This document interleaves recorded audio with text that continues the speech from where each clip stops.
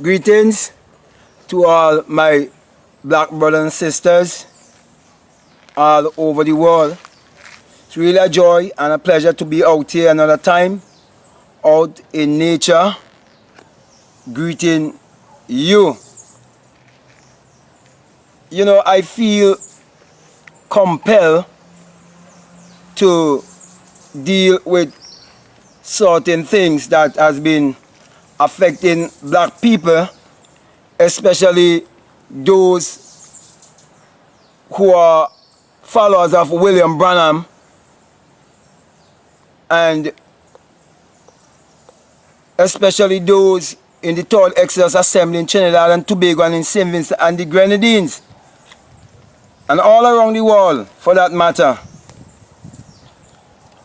Now, I want to speak to you about mind control, and I want to show you how many of the people in the Third Exodus Assembly and also followers of William Branham, they're under mind control, just like the rest of the world, they're under mass mind control and not even realize it.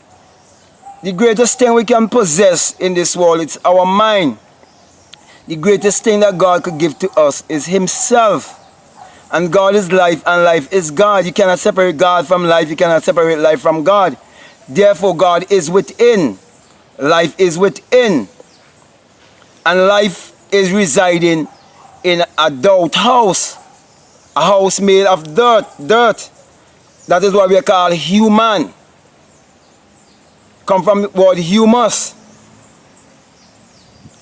And so, with that being said, you know, there's a writer who much people haven't known much about, who wrote a book called The Miseducation of the Negro. And that man's name is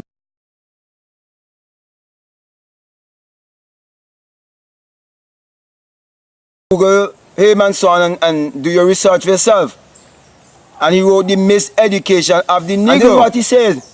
He said that if you can determine what a man shall think, you would never have to concern yourself with what he will do or what he would say. If you can make a man feel inferior, you never have to compel him to seek an inferior status, for he will seek it himself. And if you can make a man feel justly an outcast, you never have to order him to go to the back door. He'll go without being told. And if there's no door, his very nature will demand one. And that is the reason why I'm trying to teach black people and try to explain to them about mind power and positive self-image. Thus the reason why I'm showing you that the Bible was given to black people as secular history to keep them in a perpetual state of slavery. And to see my black brothers and sisters who are followers of William Branham, and especially those in the Third Exodus Assembly in Trinidad and Tobago and in St. Vincent and the Grenadines, how they are allowing themselves to be miseducated by their pastor, who is only a tool of the white man and being only used by the white man because the esoteric side of the message of William Branham was hidden from black people specifically, and they was given the exoteric side of the message. And so as long as you turn a people to believe in history, they will no longer dwell in the now or in the present, because there's a power of recognizing and realizing the now, and there's a power in looking within yourself. And there's a power of having positive and psychological self-image. So what happened is that the image of the black man has been tarnished by believing in a power outside of themselves. And so because they've been pointed to believe in a power outside of themselves, and the mind control is so strong, they can dictate how you dress.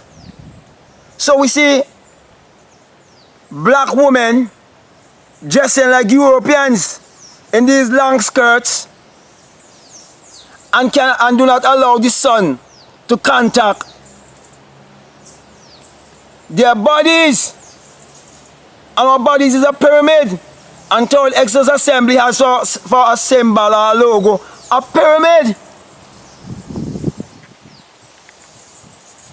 And it needs the sunlight. And so we see with fear being used against them, fear of hell, the fear of death, and also the lie of an original sin, which if sin is original, then what happened to righteousness? Is righteousness original or sin? Which one come before and which one came after? You see? We got to think. And so, with me saying that, let me say also that sin is basically ignorance. Sin is not knowing yourself, not knowing who you are. It's missing the mark. So, miseducating a people is equal to mind control. And that is why when I went to Tobago, all the sisters from the Third Exodus Assembly went into the pool by the hotel, in all of their clothes, in the skirt and the top, because they wasn't being themselves. They can't even think for themselves. And to make matters even worse, the pastor at Third Exodus Assembly in Trinidad and Tobago has always preached that those soccer players who like playing La Liga League and all those leagues, that they are slaves, that they just buy them and sell them, and not knowing that they themselves are slaves. And that he's preaching a people into embracing slavery and to turn away from positive self-image and by believing in a God outside of themselves, by believing in a power outside of themselves. While now I am pointing you to look within, while now I am telling you according to Luke 17:21, it says that the kingdom of God is within you, and you must not allow anyone to tell you, lo, he's here, lo, he's there. That he is talking about, it is talking about your creative power. The he is only used as a personification, because they do not want you. They didn't want you to discover the power of the Son. So they gave you the S-O-N. And that is why in Malachi 4, and I think it's verses 2, it tells you of the S-U-N, and refer to the S-U-N as he shall arise with healing in his wing. Use a personal pronoun. Go and read it for yourself. Malachi 4 verses 2, I think. Go in Malachi 4, you see it. Speaking of the S-U-N and using a personal pronoun as his and him and he. He shall arise with healing in his wing. That's why whatever I am saying here, because I have witnessed the rising of the sun. And the pastor at Third Exodus Assembly named one of his daughter, which is the same daughter that went out of the gathering and married to somebody else, which wedding he didn't go. He did not attend that wedding called sunrise. And they do not understand the rising of the sun, because the rising of the sun is the dawning of a new day, and it takes place within man, not outside of man, because the entire Bible is taking place within the mind of man. And if it is not taking place within the mind of man, tell me, all you followers of William Branham and all you followers of Vin Dial, tell me one thing anyone have done in the Bible, if the Bible is literal, and these people did exist thousands of years ago as you believe, and that the Bible is secular history. Tell me one thing that they have done, whether good or evil, that wasn't for psychological, that wasn't for us a thought, that wasn't for us imagine. and tell me one word that the pastor at all the Exodus Assembly just be speaking to you that isn't false at thought, that isn't his thought being expressed, because a word is a thought being expressed. Tell me that he's not thinking before he speak to you. Then if you can do that, then you prove to me that you are not under mind control. But I'm saying that you are under mind control until when it is time for him to leave, and he will pass over everything to his son Timothy. That's why he named him Timothy. And he have a false son in St. Vincent claiming to be Timothy also, but he would not give it over to him. And then when I was attending at Third Exodus Assembly in St. Vincent, the pastor was always saying that the church or the building doesn't belong to him, yet the building is joined to his home where he lives. Well, if that's the case and he's honest, then he need to give me back all of my money. And I calculate the 7 years I've been there, and I just do a little average. At least he need to give me about $10,000 for the tithes and offering that he had me paying. And you can't pay God, because God is a spirit, and they that worship him must worship him in spirit and in truth. St. John 4:24.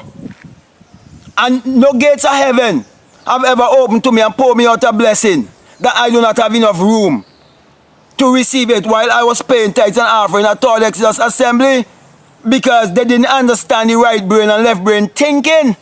They didn't understand when it speak about tithes and offering and the walking of the land. It was talking about the body. And speak about the crop. They didn't realize that your mind is a garden where you sow and reap. So with all of that being said, if what Third Exodus believe they stand for is true, then the pastor and grannies need to give me back my money. I'm asking him for it too. And I'm serious. Not that I need money, because money is my servant, money is my slave. I'm the master of money. Money is not my master. Because I seek first the kingdom, I found the kingdom. That's why the windows of heaven open up for me. And I can teach you how to pray according to Psalms 4. And not speaking to God outside yourself, as Brother Vin and all of them would have you believe in.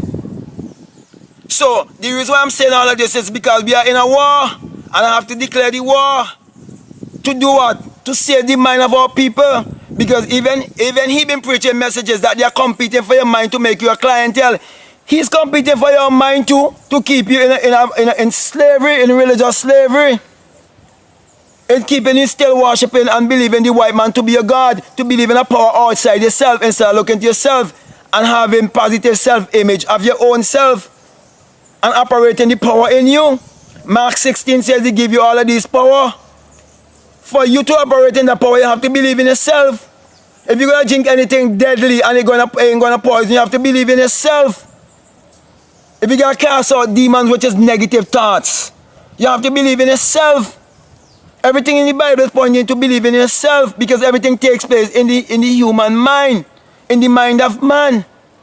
So, with that being said, you know, I come out here this morning because it's time of war. This is Armageddon. War of philosophy, war of the mind, where everyone is competing for the minds of people. I am fighting to free the minds of our people by breaking the miseducation or the miseducated or the negro. So, with that being said, I hope I get my message across to you, my people who are listening to me. And if you feel led to subscribe, subscribe. If you feel led to like. If you feel led to dislike, you can dislike. It doesn't matter to me. Truth will always stand. So, with that being said, I just want to thank you and I just want to say peace. I'm out. One eye in your face.